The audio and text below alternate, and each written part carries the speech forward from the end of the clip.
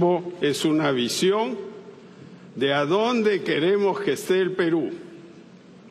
No es solo un porcentaje aquí, un porcentaje allá, una cifra aquí, una cifra allá. Es una visión de dónde debe estar el Perú, qué debemos hacer para tener un país dinámico, con crecimiento y justicia. Porque todavía hoy en el Perú somos un país injusto. 10 millones de peruanos no tienen agua en su casa. Esa es la verdad. Las estadísticas mienten. Ahora, yo quiero hablar de algunas metas, porque sin metas concretas que se ven cada año y decimos, ¿estamos cumpliendo la meta o no la estamos cumpliendo? Ahí están las metas, yo no sé si las ven, esto es como ir a donde el oculista, ¿no? Son unas cifras así, a ver, dígame si es A, B o D, no sé qué. Pero yo lo que les digo, las tengo aquí, tampoco las veo muy bien, ¿no? La pobreza hoy en el Perú es 23% según las estadísticas oficiales. La meta debe ser no más de 10% en el 2021, el bicentenario. La pobreza extrema, que es alrededor de 5%, debería ser 0. Extrema quiere decir que uno vive en la más total miseria. Y el tema del agua, que lo acabo de mencionar, todos los centros urbanos deberían tener agua potable y alcantarillado tratado en los próximos 5 o 6 años. Y todos los lugares periurbanos, esos cerros donde la gente está apiñada, deberían tener agua en no más de 10 años. Y en salud voy a hacer aquí un paréntesis, porque en salud estamos mal, se ha progresado, pero estamos mal. Seguro, no puedo conseguir la consulta, me dicen en 3 semanas nos veremos. Yo creo que tenemos que computerizar la salud, unificar el sistema con tu tarjeta de tu salud, que la vas a poder usar en los hospitales de salud, los del CIS, los del MINSA, los policiales, los militares. Y ahí tu tarjeta computerizada la vas a meter y te van a decir, mire, usted puede ir aquí a la esquina, hay otro consultorio, y ahí le van a hacer su examen hoy, a las 3 de la tarde, con tal médico. Eso es un trabajo de ingeniería de sistemas que tenemos que hacer ahorita. Otro tema fundamental es la educación, de la cual ustedes ya han hablado mucho, pero mi meta, la prueba PISA, estamos número 65 de los 65 países medidos. Debemos aspirar a estar en el puesto 40 en 6 años y en 10 años el puesto 30, porque como bien lo ha dicho el ministro, sin educación no avanzamos. 2 temas más. Conectividad. Cualquiera que viaja por el Perú sabe que no estamos bien conectados. Ahí también se ha progresado mucho, pero no suficiente. Y debería haber conexión por Internet en todo el Perú en los próximos 5 años. Todos los colegios deberían tener su Wi-Fi, su baño, su panel solar para tener electricidad si están alejados. Y finalmente el tema del agro. En el agro es un sector olvidado. En los años 60 se trabajó mucho el agro, semilla mejorada, asistencia técnica, crédito. En los años 90 hay que reconocer que se hizo también un gran esfuerzo y se ha dejado. Hay que retomar el agro. Ahí está el 60% de la pobreza en el Perú.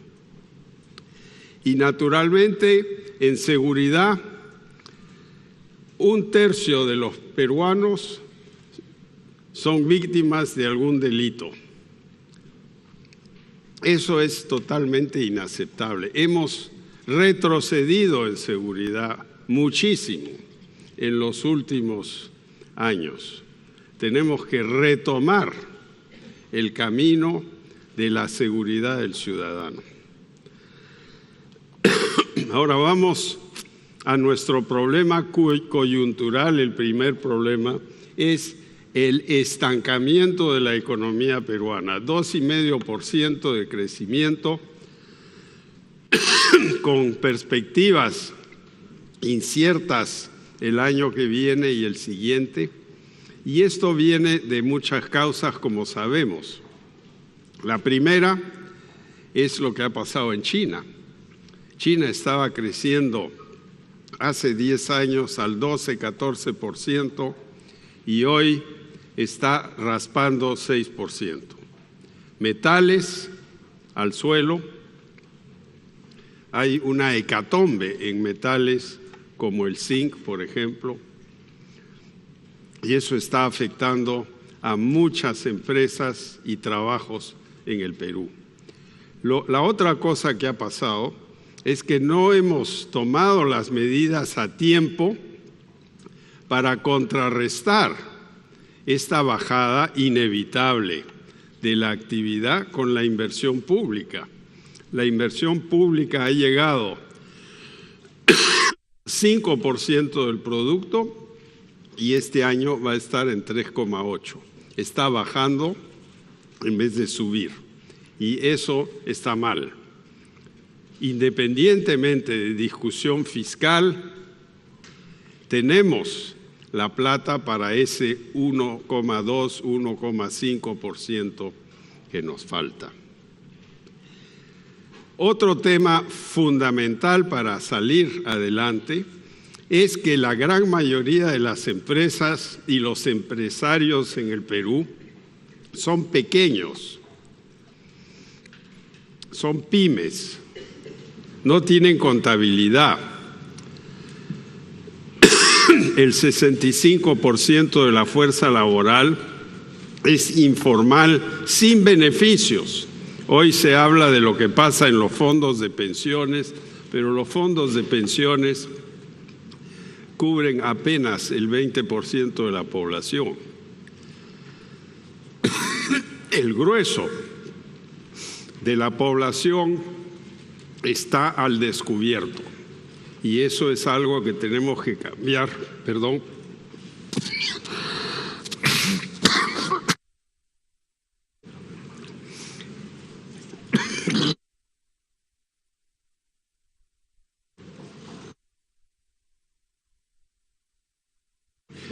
Sí, lo que vemos en este cuadro, ahí dice, aquí estamos, abajo. El ingreso por habitante sube con la tecnología, la productividad y la formalización. Y vemos quién está abajo: Perú, Colombia, Brasil. Arriba, Corea, Chile y naturalmente Estados Unidos, Canadá, Suiza. Tenemos que formalizarnos. Esta idea de que siendo informales, sin cobertura social, sin cobertura del conocimiento, que vamos a llegar a la cumbre del cerro es falsa y todo lo muestra. Tenemos que ser mucho más agresivos en enfrentar esto. Ahora, con la caída de la minería, tenemos que pensar en los sectores que tienen un futuro. Y hay dos que quiero rescatar. Hay un barco aquí con 2,000 personas en la bahía. Imagínense si pudiéramos sacar a toda esa gente y llevarlos a las Islas Ballestas, a ver huacas que están por aquí. Regresando al tema de la informalidad, pensemos que la razón principal de la informalidad en el Perú es la dificultad de ser formal. Demasiados obstáculos. Por eso nosotros hemos propuesto no exoneraciones, sino tú te formalizas y yo te doy un impuesto mucho más bajo, 10% por 10 años. Y si tú no quieres llenar el formulario, 2,5% sobre tus ventas. Porque ¿qué pasa hoy en el Perú? Tenemos un IGB de 18%, es demasiado alto. Y 52 empresas pagan el 40% de los impuestos en el Perú. El resultado de eso es que hay que ponerle impuestos indirectos, regresivos, a la mayor parte de la población. Y de ahí viene este IGB demasiado alto. Tenemos que empezar a bajarlo, poco a poco, y facilitar a las grandes empresas que reinviertan sus utilidades en nuevos proyectos, bajándoles el impuesto a la renta si reinvierten. Y todo el mundo me dice, qué mala idea es el seguro de desempleo. Yo creo que es una magnífica idea. Y se inventó en Alemania en 1884. ¿Por qué no aquí? Facilitaríamos la movilidad laboral y está demostrado que eso facilita la productividad, aumenta los ingresos. Y es algo que podría manejar vía licitación las empresas de seguros. Luego quiero pensar un poco en las remuneraciones del sector público y la remuneración mínima vital. ¿Qué ha pasado? Hace 15 años, la remuneración promedio del sector público era 50% mayor que el ingreso per cápita. Ha subido el ingreso per cápita. Y ahora esa remuneración es apenas el per cápita, es debajo del per cápita. Y la remuneración mínima vital, que es tema de tanta controversia, estaba en el mismo nivel que el per cápita y hoy está sustancialmente por abajo. Entonces, esto es un freno a la economía. Yo no digo que hay que subir los sueldos sin productividad, pero si las remuneraciones no aumentan junto con el aumento total del ingreso de una economía, estamos manejando con el freno puesto en el auto. Y finalmente quiero hablarles un par de minutos de la minería. También me dicen, ¿cómo vas a hablar de la minería? Pero la minería es el 50% de la exportación del Perú. Tenemos que apoyar a la minería, no irresponsablemente. La minería tiene que ser ambientalmente responsable. Pero miren lo que ha pasado. En el 2002 había 9 normas legales que afectaban un proyecto minero. Hoy hay 242. Es así de simple. Tenemos que abrir las puertas, las ventanas. Bienvenida a la inversión responsable. Así con este gráfico nos estamos haciendo el harakiri. Y les quiero mostrar el resultado. Estamos exportando concentrado, es el verde. Y el que es color cobrizo es el metal. El metal se ha derrumbado.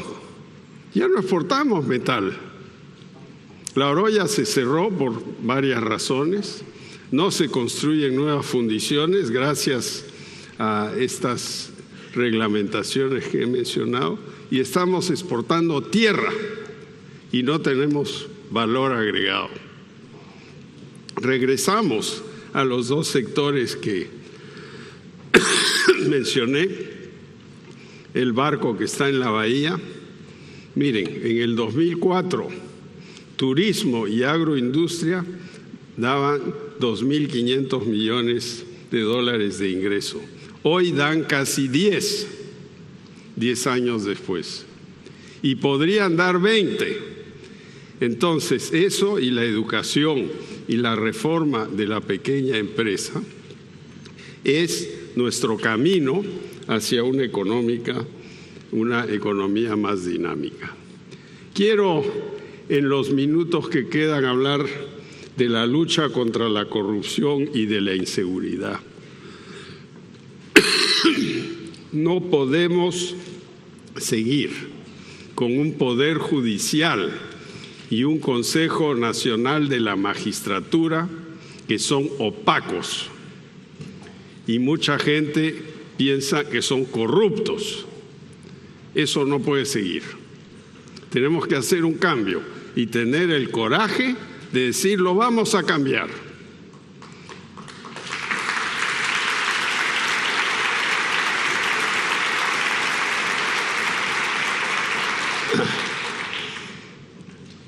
Y hay varias leyes que tenemos que sacar, pero ya hay 32.000 leyes, entonces yo creo que hay que ir despacito en nuevas leyes. Hay un montón de leyes que se han dado recientemente que ni siquiera están reglamentadas. Pensemos, sin embargo, en las grandes reformas. El Poder Judicial, por un filtro realmente exigente, el Consejo Nacional de la Magistratura completamente reformado. Es una reforma constitucional. Y finalmente la droga, que está detrás de mucho de esto. Hay una cosa lamentablemente buena, si se quiere, y es que la droga ahora está concentrada en el Brain. Entonces es mucho más fácil atacar la droga concentrándose en la infraestructura básica para la zona más pobre del Perú, que está incomunicada y por eso viven del cultivo de la droga. Ahora vamos 2 segundos a la seguridad. Se dan muchas soluciones, pero lo primero debe ser confianza en la policía. No hay confianza en la policía. No hay suficientes comisarías. Hay 400 distritos que no tienen comisarías. 138 distritos explican el 80% de los delitos, entonces tenemos que concentrarnos ahí y sabemos cuáles son. Impunidad cero, ¿qué quiere decir? Eso está relacionado con la reforma de la Fiscalía y del Poder Judicial. Y en las cárceles, donde la mayoría son jóvenes que salen más delincuentes que cuando entraron, hay que enseñarles algo: cárceles productivas y finalmente barrio seguro. Tenemos que refundar el país. Hemos tenido 25 años de gran progreso y nos ha ayudado la marea de China a darnos el billete, los dólares que nos han puesto en otro nivel. Pero todavía somos un país pobre, un ingreso per cápita de $7,000 y estamos en un barrio difícil Miren lo que pasa en Brasil. Ahí siguieron los consejos populistas y miren a dónde están. Y miren a dónde está Argentina. No voy a hablar de Venezuela. Entonces yo creo que tenemos que recapacitar y obviamente tenemos que reformar el Estado. ¿Qué significa eso? Significa un servicio civil nacional que abarque a las municipalidades, las regiones, todo el aparato estatal con funcionarios preparados de alto nivel y bien pagados. Pero el MEF se opone a servir. Servir ya es una ley, se podría aplicar mañana, cuesta. Es cierto que cuesta, pero hay que empezar, pues en algún momento tenemos que empezar, porque si no, vamos a ser un mendigo sentado en un banco de oro. El Perú tiene todo en la mano, los recursos, la iniciativa, la población joven con mujeres que quieren trabajar, perspectiva demográfica favorable. ¿Qué cosa no tenemos? Lo que no tenemos es un sentido de la realidad. Nos hemos dejado dormir y ahora viene el despertar. Entonces hay que aprovechar y no esperar más. Eso es lo que yo les quería decir y ojalá después de las preguntas podré elaborar un poquito más. Disculpen la carraspera, sinusitis, pero en fin, eso se me quitará. Lo que no se me va a quitar es mi persistencia.